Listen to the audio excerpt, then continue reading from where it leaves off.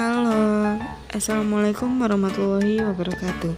Kami dari kelompok 10 yang beranggotakan Muhammad Husnul Huluk dan Kinda Nurul Iza.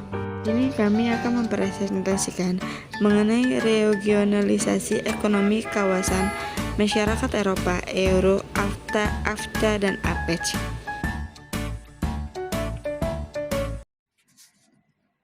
Baik, di sini saya akan menjelaskan tentang pengertian dan konsep regionalisasi ekonomi.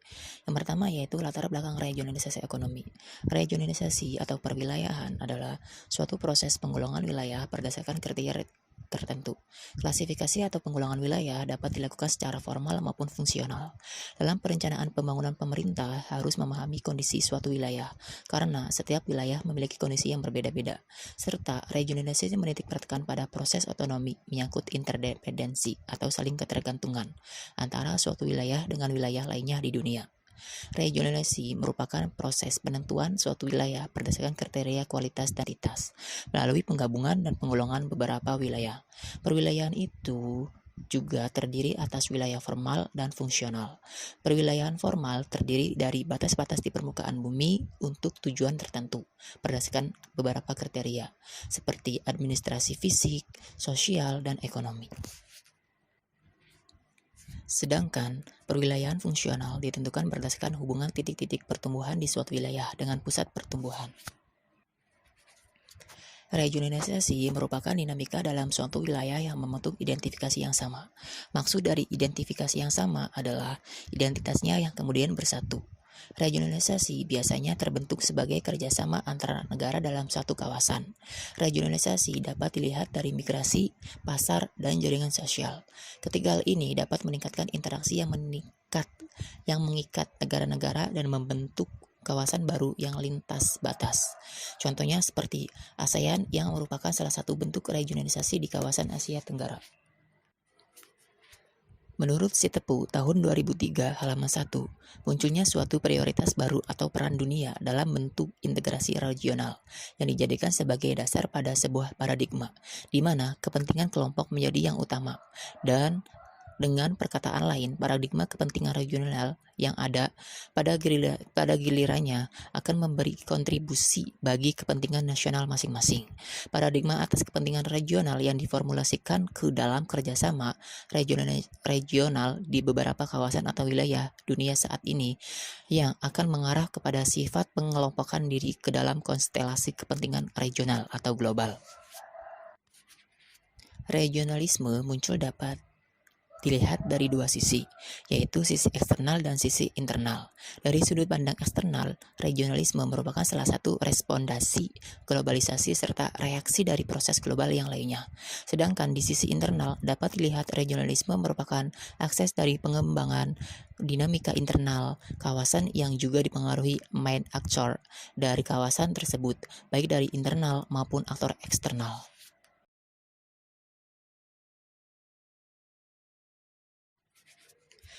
Yang kedua yaitu bentuk-bentuk regionalisasi ekonomi kawasan dunia. Yang pertama yaitu berdasarkan pusat pertumbuhan ekonomi, yang kedua yaitu perdagangan internasional, yang ketiga yaitu pertukaran sarana dan prasarana produksi, yang keempat yaitu hubungan utang piutang yang dilakukan oleh suatu negara dengan negara-negara lain, yang kelima yaitu hubungan antara penduduk dari berbagai negara. Yang kedua yaitu regionalisasi ekonomi kawasan di dunia. Yang pertama Euro. Setiap negara di dunia memiliki kepentingan yang harus dipenuhi. Kepentingan itu bisa dicapai dengan cara saling kerjasama satu sama lain. Bentuk kerjasama dapat diwujudkan dengan membentuk unit-unit organisasi. Bentuk kerjasama dapat diwujudkan dengan membentuk unit-unit organisasi. Selama ada kesepakatan dan perjanjian yang mengatur jalannya kerjasama, maka tujuannya akan dicapai maksimal. Salah satunya yaitu bentuk kerjasama antar negara yang terjalin adalah Uni Eropa atau Eropa Union ini. Awalnya, Uni Eropa dibentuk karena beberapa hal. Namun, yang paling mendasari pembentukan Uni Eropa ini sendiri karena Perang Dunia II atau Perang Eropa telah membawa dampak yang sangat mengerikan di segala aspek. Yang kedua yaitu AFTA atau ASEAN Free Trade Area.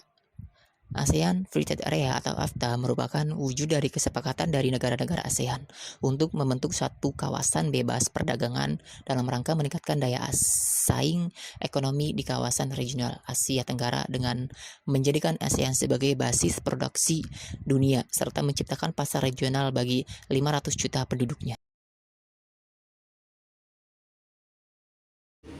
Yang ketiga adalah AFTA, ASEAN-China Free Trade Area.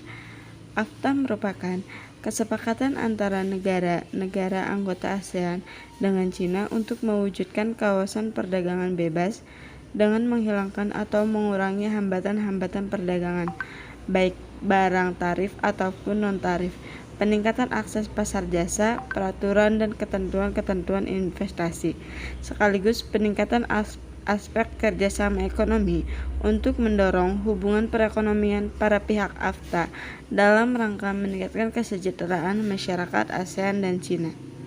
Sebagai titik awal proses pembentukan AFTA, para kepala negara kedua pihak menandatangani Fair Work Agreement of Conference Economic Conference between an ASEAN People Republic of China di Phnom, Kamboja pada tanggal 4 November 2002.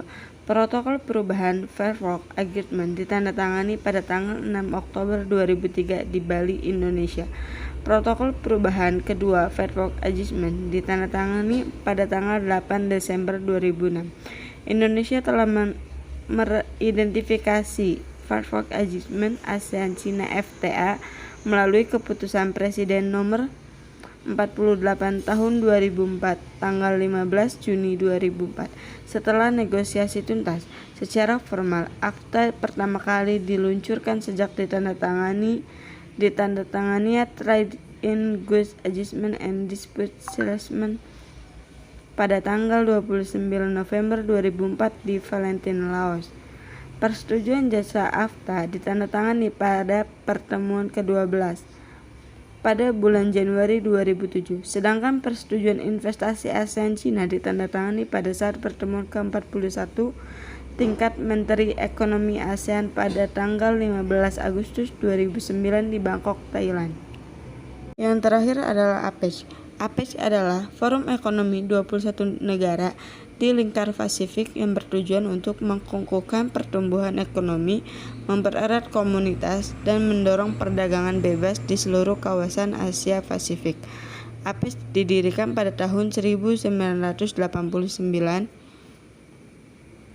sebagai tanggapan terhadap pertumbuhan independensi ekonomi negara-negara Asia Pasifik dan lahirnya blok perdagangan lainnya di bagian-bagian lain dunia, berkantor pusat di Singapura.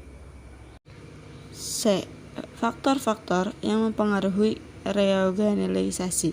Ada 4 faktor yang dianggap memiliki relevansi guna memahami realitas betapa integritas Uni Eropa lebih maju dari ASEAN. 4 faktor tersebut antara lain: yang pertama adalah intensitas peran sebelum integritas.